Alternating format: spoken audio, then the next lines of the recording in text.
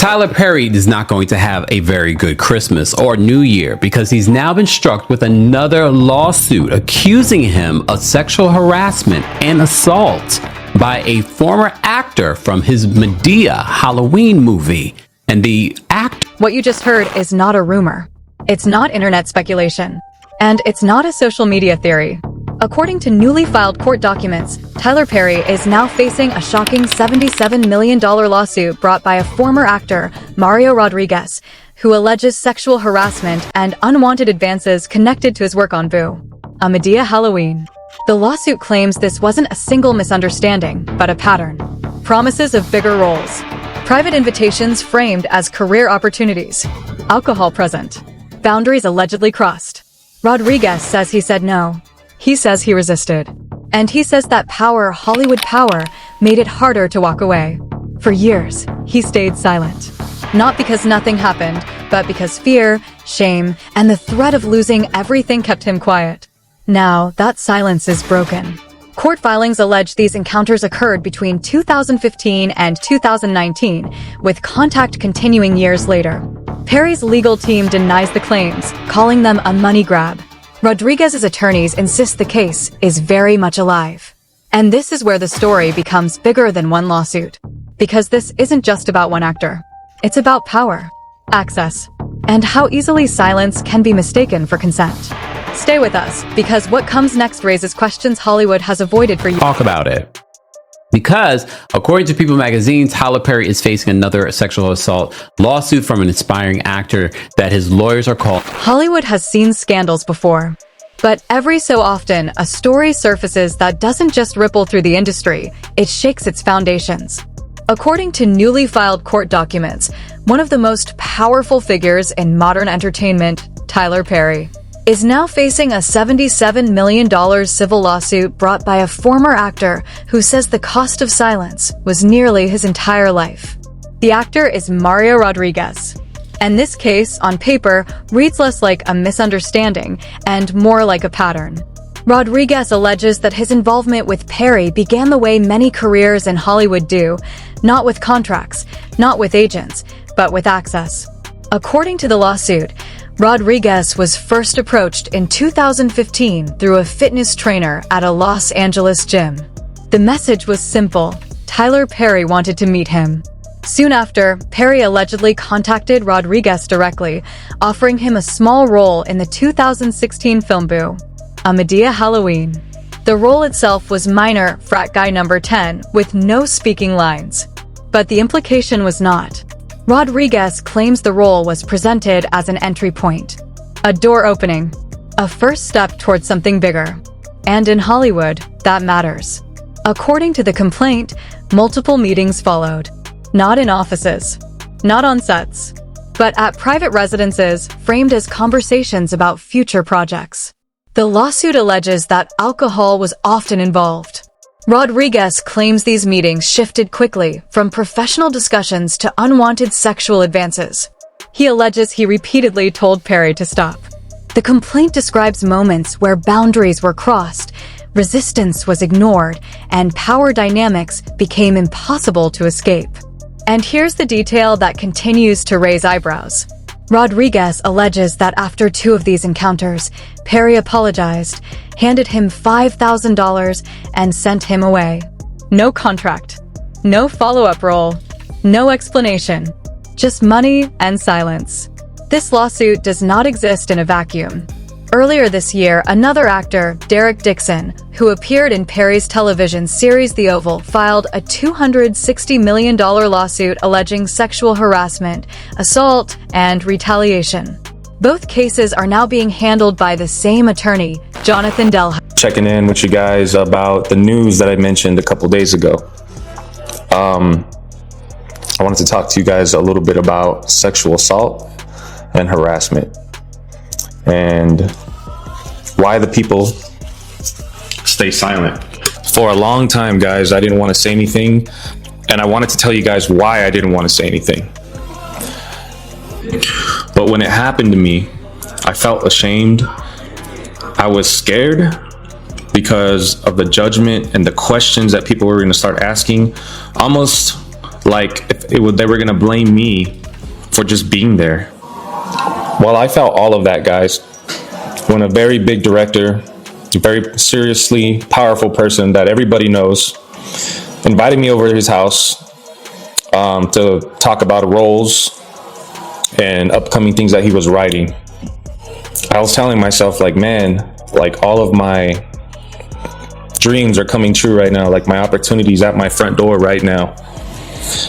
So much excitement going through my body. And then, guys, it happens. You know, my boundaries were crossed.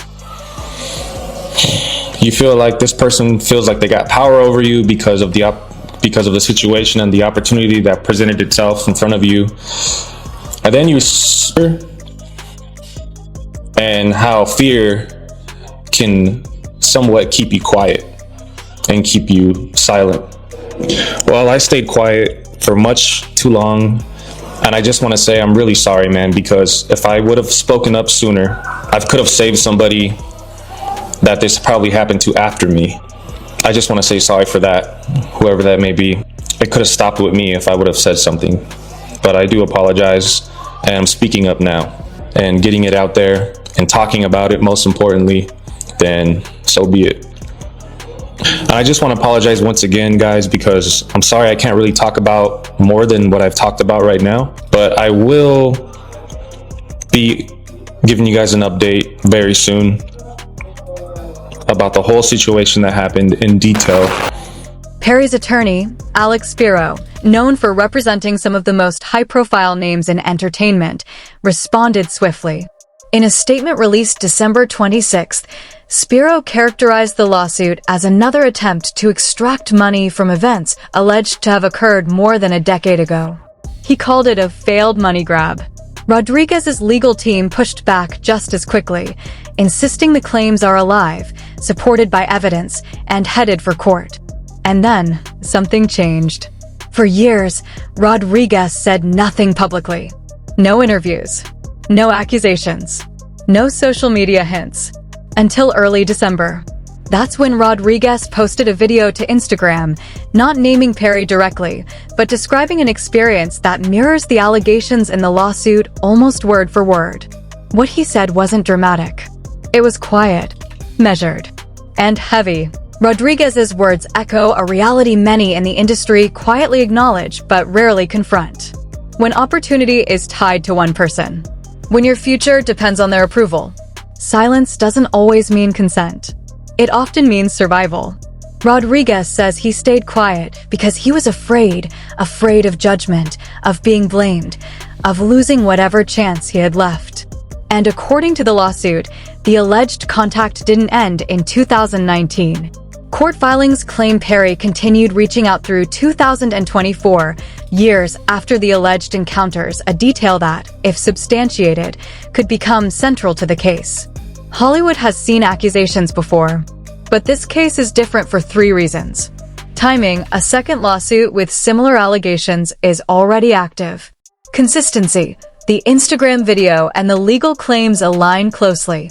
Documentation: the case references text messages, financial exchanges, and repeated contact. Whether those elements hold up in court remains to be seen. But the questions they raise cannot be ignored. This lawsuit is not just about Tyler Perry. It's about how power operates behind closed doors, how opportunity can become leverage, and how fear can silence people for years. Rodriguez isn't asking the public to decide guilt. He's asking the court to listen. And now that the silence is broken, the industry is watching, not just to see what happens next, but to see who speaks up next. Because if these allegations are proven, this won't be the end of the story. It will be the beginning of a reckoning Hollywood has avoided for far too long. When lawsuits like this surface, the first question is rarely what was alleged. It's when. Because in civil court, time is not just context, it's strategy. According to the filings, the alleged conduct tied to Mario Rodriguez spans multiple years, beginning in 2015 and continuing through 2019, with claims of contact extending as late as 2024. That timeline matters. not only because it establishes a pattern, but because it directly impacts statutes of limitation, jurisdiction, and credibility, three pillars that will determine whether this case moves forward or collapses under procedural pressure. The lawsuit places the origin of contact in 2015, when Rodriguez was allegedly approached at a Los Angeles gym and told that Tyler Perry wanted to meet him. Within months, Rodriguez landed a minor role in Boo, a Madea Halloween, 2016.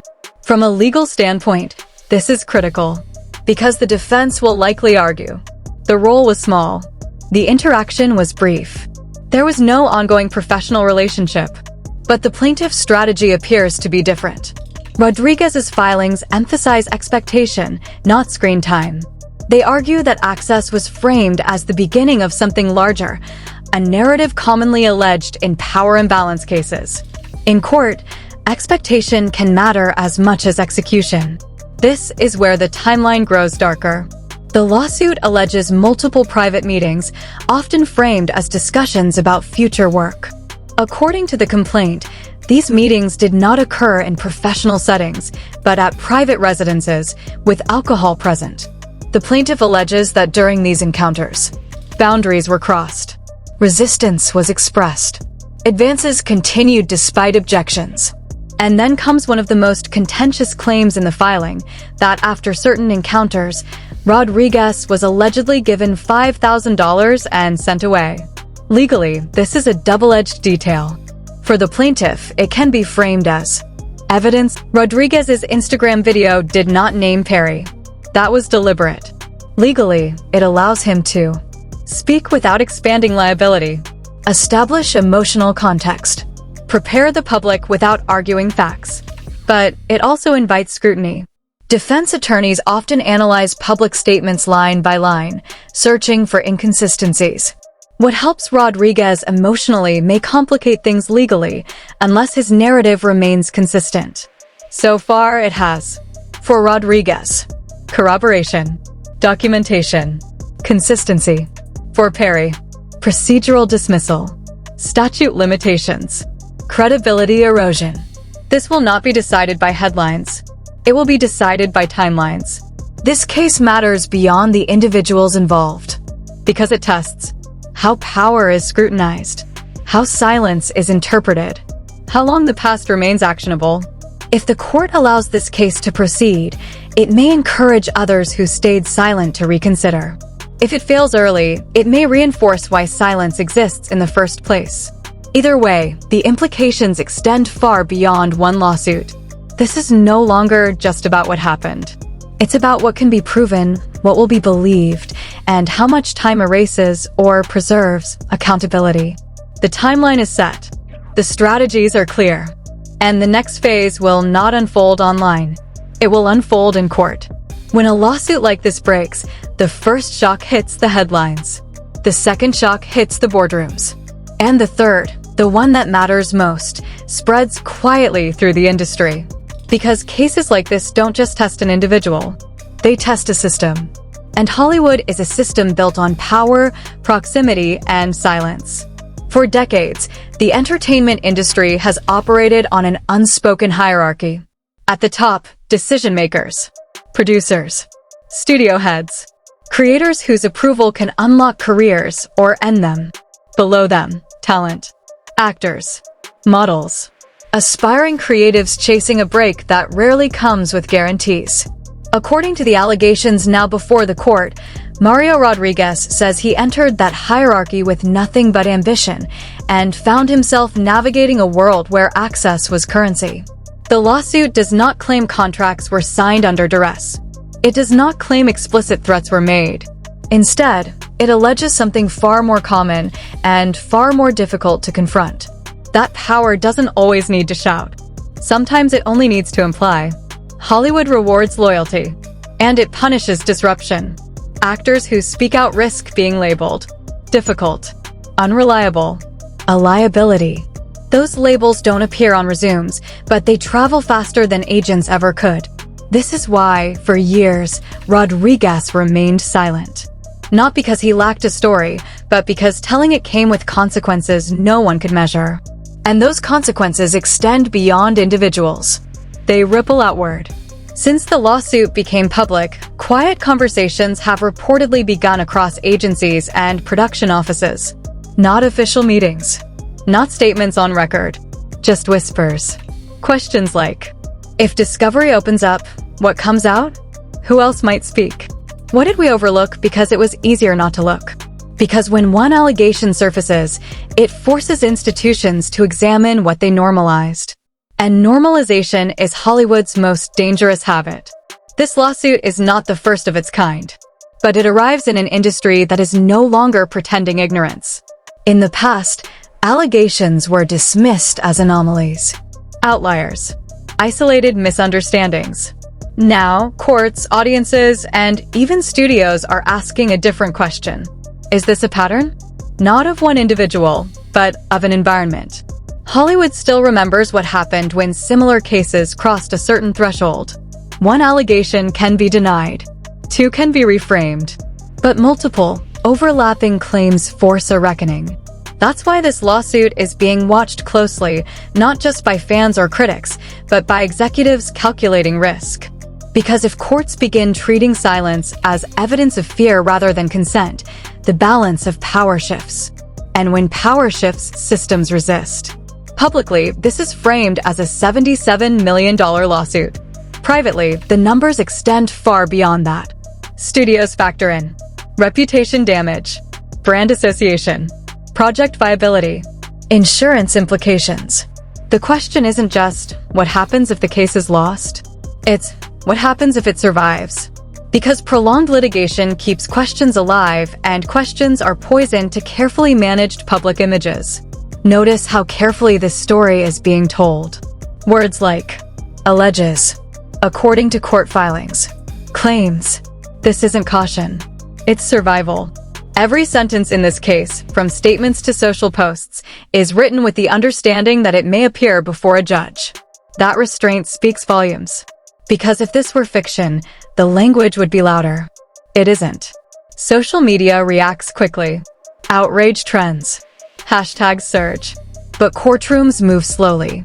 And that disconnect creates tension. Critics counter that public narratives risk contaminating due process. Both arguments miss a deeper truth. Public opinion doesn't decide verdicts, but it decides whether silence remains possible.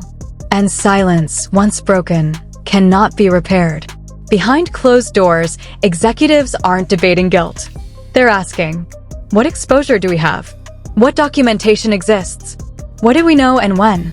Those questions aren't about morality. They're about liability. And liability is the language Hollywood understands best. Rodriguez's public statement did something unusual. It didn't accuse. It didn't demand. It explained. Fear. Shame. Delay. Those words resonate in an industry built on appearances. Because they remind people that silence often has nothing to do with truth and everything to do with survival. That's why the video unsettled observers. It wasn't theatrical. It was restrained. And restraint is harder to dismiss. Power functions best when it is invisible. When challenged openly, it reacts in predictable ways. Denial, deflection, delegation to attorneys. That process is unfolding now. And while legal teams argue timelines and jurisdiction, the industry grapples with something less tangible: trust. Trust that systems protect the vulnerable. Trust that opportunity isn't conditional. Trust that silence isn't the cost of entry. Those are not legal standards, but they're cultural ones. Regardless of how this case ends, its impact is already visible. Aspiring actors are reconsidering where meetings happen, who controls access, what silence really costs. Studios are reviewing protocols, oversight, risk exposure, and power, real power, is being asked to justify itself. That is not a small shift. This story is not just about Tyler Perry. It's about what happens when allegations challenge a system that has long relied on silence to function. Because if fear explains silence and power explains fear, then accountability becomes unavoidable. The court will decide the facts, but the industry must decide something else. Will it continue to reward quiet endurance, or finally confront the cost of its own hierarchy? That question lingers long after headlines fade, and no verdict, win or lose, can put it back where it was. This story does not end with a headline, and it does not end with a lawsuit number, because what is unfolding now is bigger than one accusation and bigger than one courtroom. At the center of this case is Tyler Perry, a man whose influence has shaped careers, studios, and narratives for decades. Opposite him stands Mario Rodriguez, an actor who says silence was never safety, it was survival. The court will decide what can be proven. Evidence will be tested. Timelines will be challenged. And legal strategies will collide. But the questions this case raises will not wait for a verdict. How much power is too much power? When does opportunity become leverage? And how many people stayed quiet, not because nothing happened, but because speaking felt impossible? Hollywood has faced moments like this before. Moments where the industry paused, watched, and then chose whether to change or return to business as usual. This case is now part of that history. Regardless of how it ends, it has already forced conversations that were never meant to happen out loud. It has exposed the fragile line between access and accountability. And it has reminded the public that silence often carries a cost far greater than speaking.